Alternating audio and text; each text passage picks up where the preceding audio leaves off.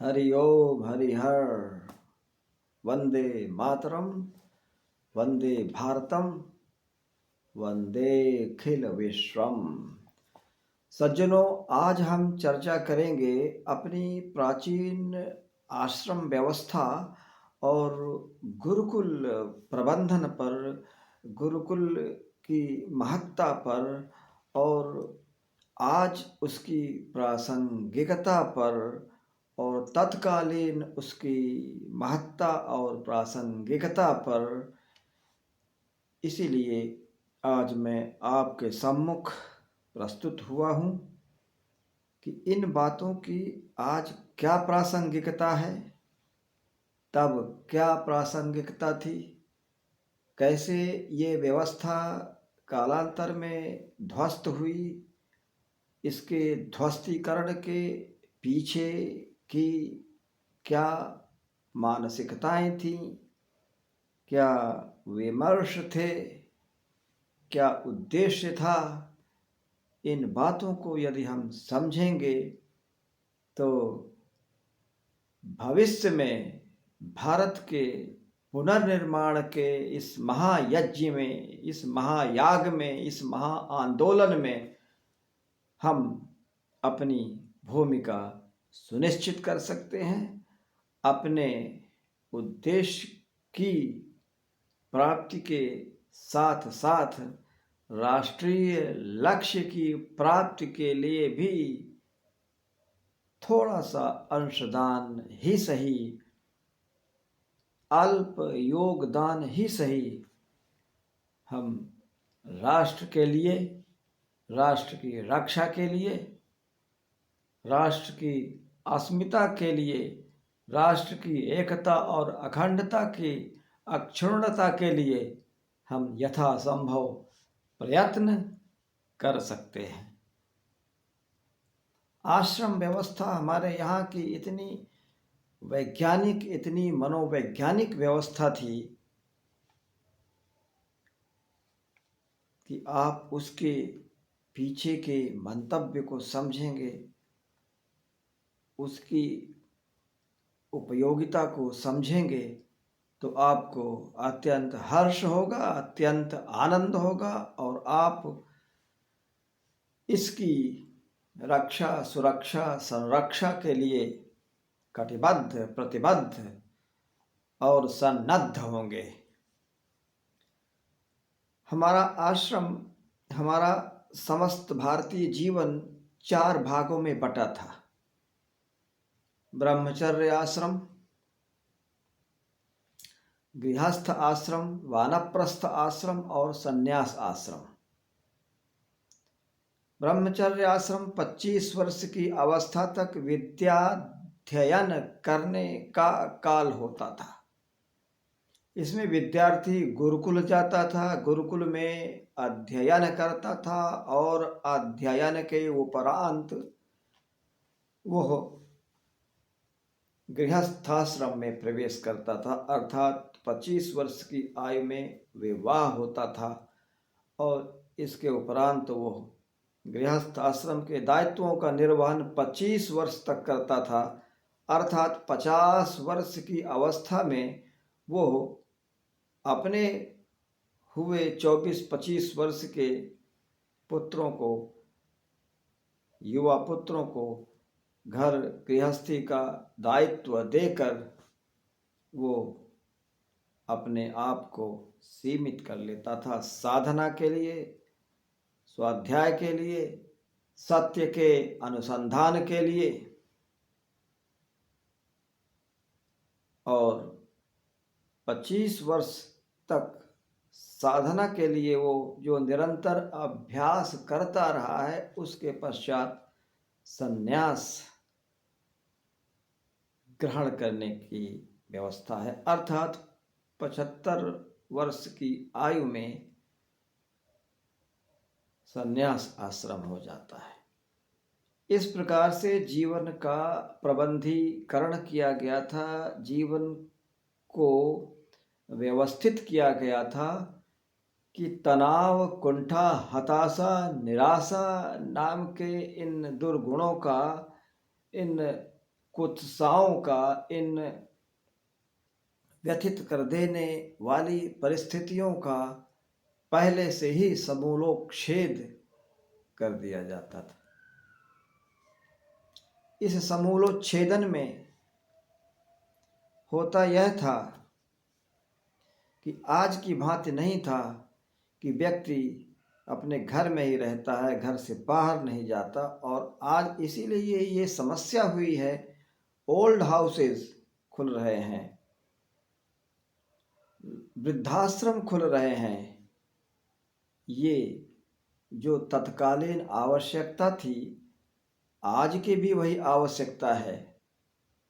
और ये इतना मनोवैज्ञानिक और इतना वैज्ञानिक विभाजन था जिससे किसी प्रकार के विद्वेष, किसी प्रकार की कुंठा, किसी प्रकार की निराशा और अवसाद की अवस्था आने ही न पाए, इस बात का पूरा ध्यान रखा गया था। ऋषियों मुनियों ने गहन चिंतन, मनन और साधना के उपरांत इन समस्त मूलभूत समस्याओं और व्यथाओं को समझा और उन व्यथाओं और समस्याओं के निदानार्थ उन्होंने इस प्रकार के प्रबंधन किए और जीवन को 4 भागों में बांट दिया गया।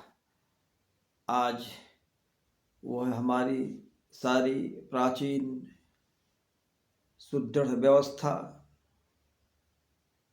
समाप्त हुई, जीर्ण शीर्ण हो गई। हम 1500 वर्ष लगभग आक्रांताओं से आक्रांत रहे और हम अपना सब कुछ संभाल नहीं पाए, हम अपना सब कुछ सहेज नहीं पाए और हम पर जो थोपा गया भय बस और अनिच्छापूर्वक हमें वह सब करना पड़ा जो हम करना नहीं चाहते थे। परंतु हम आज भी इस आश्रम व्यवस्था की वैज्ञानिकता को नकार नहीं सकते, हम उसकी उपयोगिता और महत्व को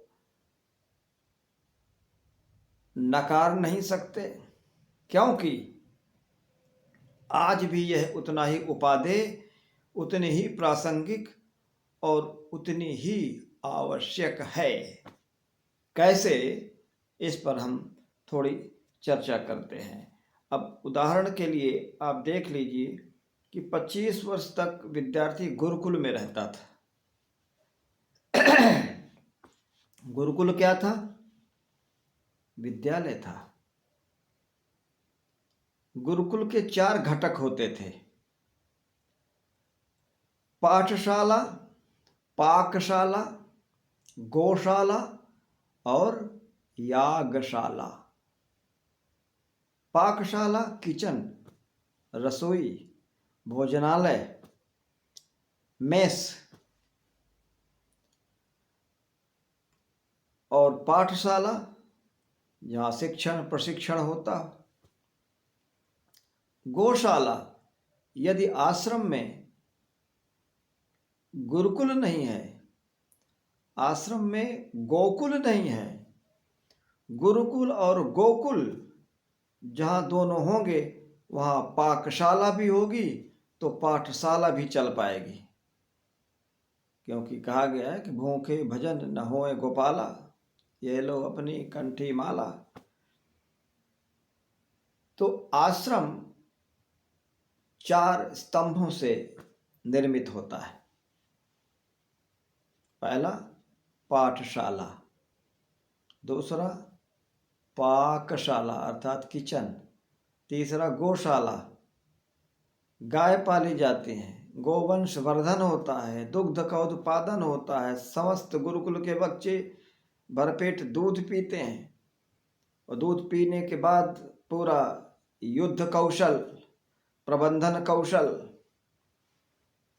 विद्या कौशल, समस्त 64 कोटि की 64 प्रकार की जो कलाएं हैं, उन कलाओं का शिक्षण प्रशिक्षण होता था और यज्ञशाला, हवन कुंड भी होता था, यज्ञ कुंड भी होता था और प्रतिदिन वहां पर विद्यार्थी यजन करते थे, यज्ञ करते थे, आहुतियां देते थे। उन आहुतियों में घृत होता था, समिधा होती थी और उसके जलने से जो धूम उत्पन्न होता था, जो धुआं बनता था, जो धुआं चारों ओर फैलता था, वह धुआं हविष्य कहलाता है।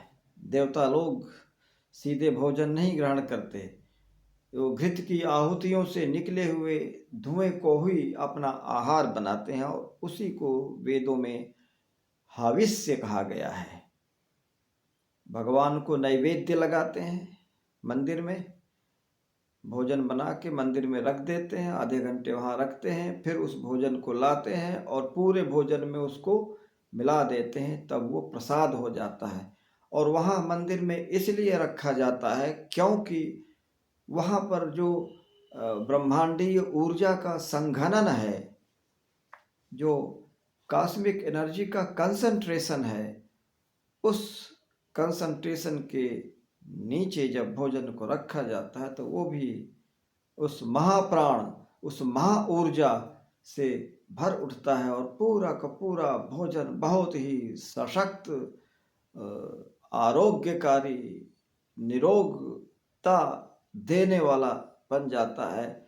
और उस भोजन को जब संपूर्ण भोजन में मिला दिया जाता है तब वो प्रसाद बनता है और वही प्रसाद सबको वितरित किया जाता है। तो यहाँ पर पूरी की पूरी चिकित्सा पद्धति कार्य कर रही है।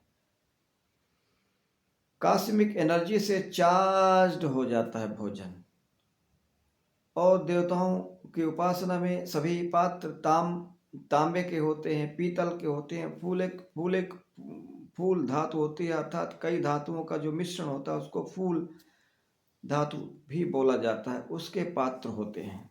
मुख्यतया पीतल के पात्र और ताम्र पात्र होते हैं और उन्हीं का उपयोग होता है। उसमें जो जल डाला जाता है, या देखिए यहाँ पर भी चिकित्सा पद्धति है, यहाँ पर भी चिकित्सा के सिद्धांत कार्य कर रहे हैं।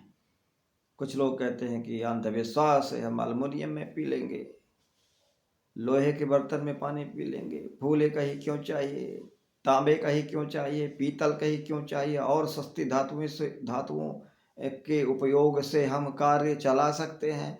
ऐसी वार्ता करते हुए लोग दिखाई पड़ते हैं, परंतु उनकी इन मूर्खताओं का उत्तर यही है कि जब उनके ज्ञान चक्षु खुलेंगे तभी उनको इन बातों का बोध होगा। सज्जनों, ये गुरुकुल के जो 4 घटक हैं, ये घटक राष्ट्र और समाज को स्वस्थ नागरिक, सक्षम नागरिक, बलवान नागरिक, मेधावान नागरिक प्रदान करते थे। इसलिए वो आश्रम नहीं है जिसमें ये 4 घटक नहीं है, अर्थात वहाँ शिक्षण प्रशिक्षण का कार्य नहीं होता, वहाँ भोजनालय नहीं है, वहाँ पर गौशाला नहीं है, गायों का पालन और उनका वंशवर्धन नहीं होता, अर्थात गौ सेवा नहीं होती, और वहाँ यजन नहीं होता, यज्ञ नहीं होता, देवताओं को हविष्य नहीं दिया जाता, हवन नहीं होता, तो भी वो आश्रम नहीं है। वो और कुछ भी हो सकता है परंतु आश्रम नहीं हो सकता है। आसमंतात श्रमते इति आश्रम है, अर्थात जहाँ अच्छी प्रकार से श्रम किया जाता हो उसे आश्रम कहते हैं। मजाक में हमारे गुरु जी कहते थे कि आश्रम उसे कहते हैं कि जहाँ आ और श्रम कर, उसे ही आश्रम कहते हैं। उपहास, हास, परिहास, मनोविनोद के लिए भले ही वो कहते थे, परंतु बात तो सत्य है। श्रमेव जयते, सत्यनिष्ठ श्रमेव जयते, सत्यमेव जयते, श्रमेव जयते। जहाँ सत्य होता है वहीं विजय होती है, और विजय बिना श्रम के नहीं होती है। इसलिए श्रमेव जयते बात केवल युद्ध में किसी को पराजित करने की नहीं है, किसी भी सामूहिक चुनौती को स्वीकार करना, पूरे समूह के कल्याण के लिए कार्य करना, उसके लिए अथक श्रम परिश्रम करना पड़ता है, तब उसमें सफलता प्राप्त होती है। इसलिए बचपन से 8 वर्ष के बच्चे को लिया जाता था और गुरुकुल में उसको समस्त विद्या दी जाती थी। और गुरुकुल की एक विशेषता थी कि बच्चों से कोई शुल्क नहीं लिया जाता था, कोई फीस नहीं ली जाती थी। बच्चा जब पढ़ लिख करके जाता था, उसको भोजन भी यहाँ मिलता था, वस्त्र भी मिलते थे, आचार्य लोग शिक्षण प्रशिक्षण करते थे। जिसकी जो अभिरुचि होती थी उस अभिरुचि के अनुसार उसको शिक्षा और प्रशिक्षा दी जाती थी। और एक आश्चर्यजनक बात वहाँ ये थी कि किसी भी वहाँ आचार्य को कोई वेतन नहीं दिया जाता था, कोई पारिश्रमिक नहीं दिया जाता था। जो भोजन बनता था भोजनालय में, उसी में आचार्य भी भोजन ग्रहण करते थे, विद्यार्थी भी भोजन ग्रहण करते थे और वहीं रहते थे। जैसे आजकल कुछ बोर्डिंग स्कूल हमें देखने को मिलते हैं, तो ठीक ऐसा ही चरित्र उन गुरुकुलों का भी था, जहाँ बच्चा रात दिन 24 घंटे रहता था। ये दिन में बच्चे स्कूल आते हैं फिर घर चले जाते हैं, ऐसी व्यवस्था नहीं थी। संपूर्ण रूप से उनको संस्कार और शिक्षा देने के लिए ये आवश्यक था कि आचार्य और शिष्य वहीं पर रहें। एक आश्चर्यजनक बात और यहाँ थी गुरुकुलों में कि जैसे कोई बच्चा 5 पास कर लिया, उदाहरण के लिए कक्षा 5 पास करने के बाद वो 1, 2, 3, 4 के विद्यार्थियों को पढ़ाएगा। वो आचार्य भी है और विद्यार्थी भी है। ठीक इसी प्रकार से 10 पास करने के बाद वो 9, 8, 7, 6 के विद्यार्थियों को पढ़ाएगा। ठीक इसी प्रकार से 12वीं पास करने के बाद वो 10वीं 11वीं के विद्यार्थियों को पढ़ाएगा। ठीक इसी प्रकार ग्रेजुएशन करने के बाद, स्नातक करने के बाद, स्नातक के नीचे की कक्षाओं को वो पढ़ाएगा। वो एक समय में आचार्य भी होता था और उसी समय वो विद्यार्थी भी होता था। वहाँ प्रत्येक विद्यार्थी, आचार्य और विद्यार्थी एक साथ होते थे। तो इस प्रक्रिया में किस प्रकार से हम देखते हैं कि एक बच्चा कैसे आचार्य भी है, उसका विकास आचार्य के रूप में भी हो रहा है, वो अपना जैसा किसी को कितनी शीघ्र बना लेता है, इस क्षमता का भी प्रशिक्षण हो रहा है। और इतना ही नहीं, वहाँ गो पालन का भी प्रशिक्षण होता था। वहाँ पर गाय के गोबर का प्रबंधन कैसे करें, उसके मूत्र का प्रबंधन कैसे करें, गाय की मन स्थिति को कैसे समझें, वो स्वस्थ है अस्वस्थ है उसको कैसे समझें, उसके रांभने के स्वर से, उसके पुकारने से, उसके बोलने से, उसके स्वर में क्या अर्थ है, उसको समझने की क्षमता का विकास कैसे होता था, यह गुरुकुल में सिखाया जाता था। इतना ही नहीं, गुरुकुल में युद्ध विद्या भी सिखाई जाती थी, धनुर्विद्या भी सिखाई जाती थी, पहलवानी भी सिखाई जाती थी, भाला फेंकना भी सिखाया जाता था। और कृषि कार्य कैसे किया जाता है, खेत में कौन सा बीज बोएं, किस ऋतु में बोएं, इन आदि कृषि संबंधी ज्ञान भी उनको दिया जाता था। उसको एक एक संपूर्ण रूप से विकसित और बहुत ही कर्मठ और आलस्य मुक्त व्यक्तित्व के रूप में निर्मित करके 25 वर्ष की आयु में समाज को समर्पित कर दिया जाता था। और उस समय विद्यालय में समावर्तन संस्कार होता था, और समावर्तन संस्कार में यह सुनिश्चित हो जाता था कि ये अमुक व्यक्ति गृहस्थ आश्रम में जाएगा अथवा सीधे संन्यास लेगा।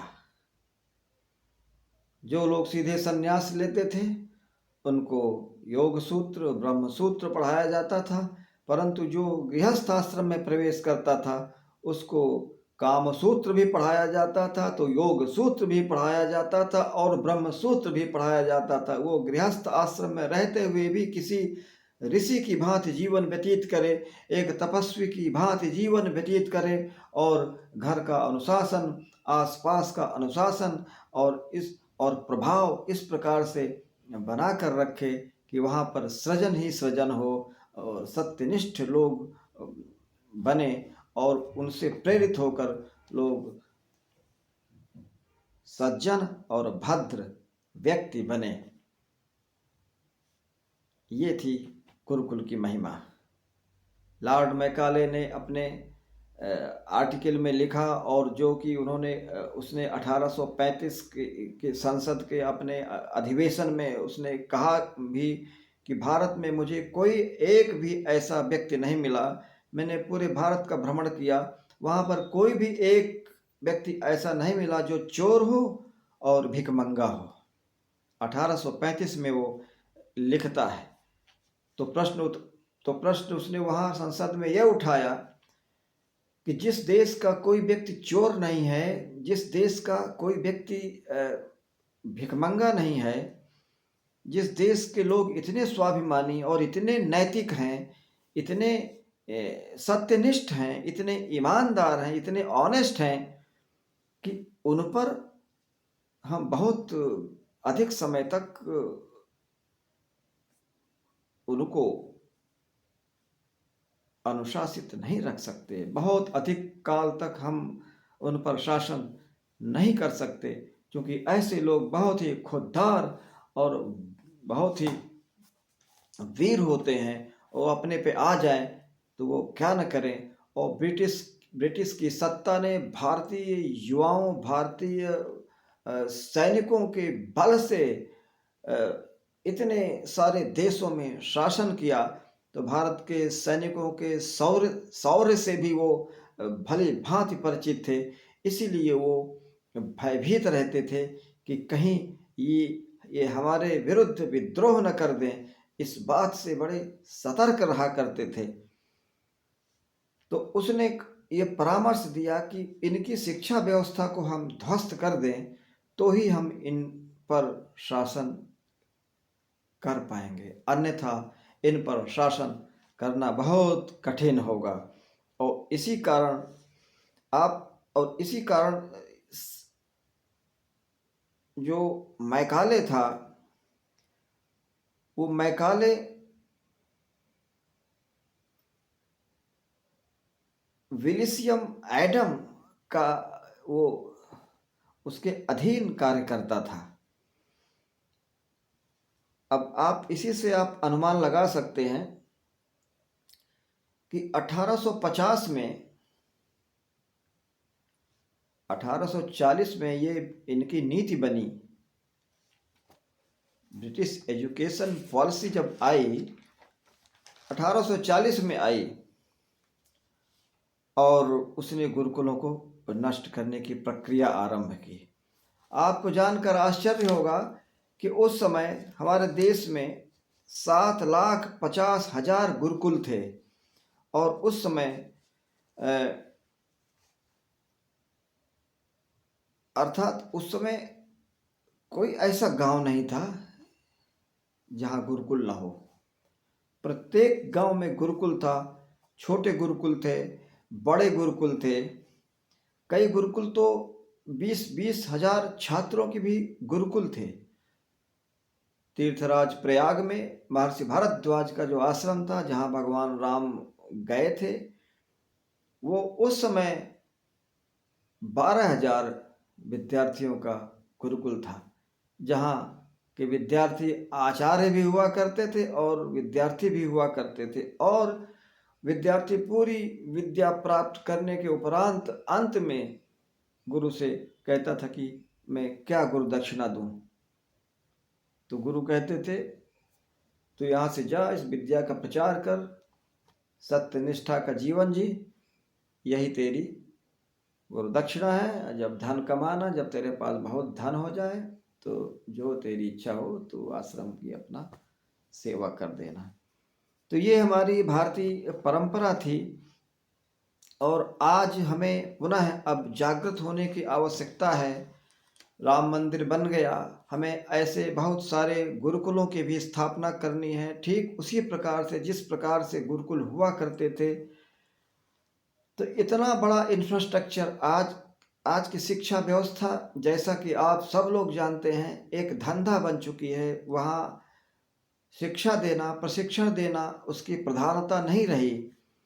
किस प्रकार से धन दोहन करें, एक बाप का, एक माँ बाप का, एक गृहस्थी को अपने बच्चों को पढ़ाने में उसका सारा धन, उसके सारी संपत्ति नष्ट हो जाती है, और उसके बाद भी ये कोई आवश्यक नहीं है कि उसका पुत्र उस धन को वापस ले आए। तो ये एक प्रकार से व्यवसाय हो गया। ज्ञान दान की जो परंपरा थी, न विद्यार्थी को धन की चिंता थी, बेटा गुरुकुल चला गया, बस हमारा झंझट खत्म हो गया, जब आएगा तब तक उसके लिए इतना कमा लेते हैं, उसके बाद वो संभालेगा, आगे इस कार्य को बढ़ाएगा, फिर वो वानप्रस्थ चले जाएंगे और वो गृहस्थ आश्रम में आ जाएगा।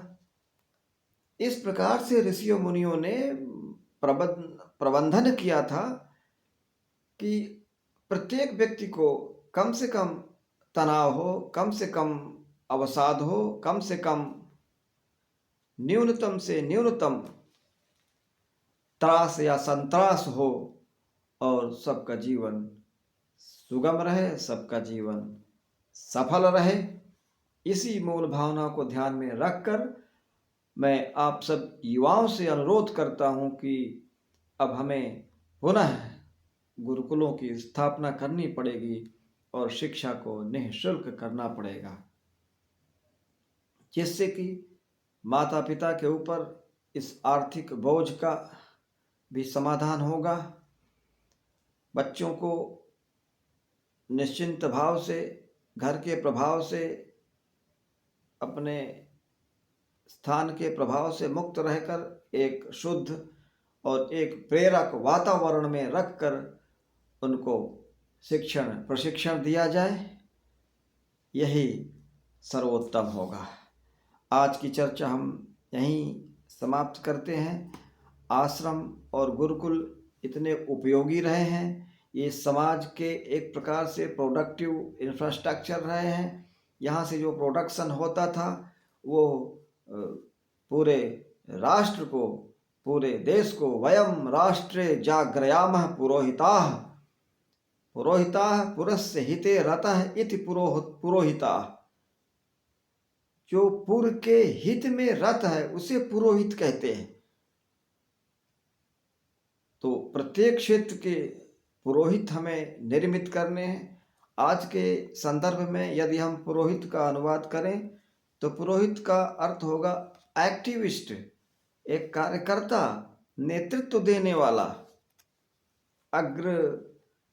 अग्रगण्य व्यक्ति, आगे ले जाने वाला, नायक, उन्नायक। इस अर्थ में पुरोहित शब्द का उपयोग वेद में हुआ।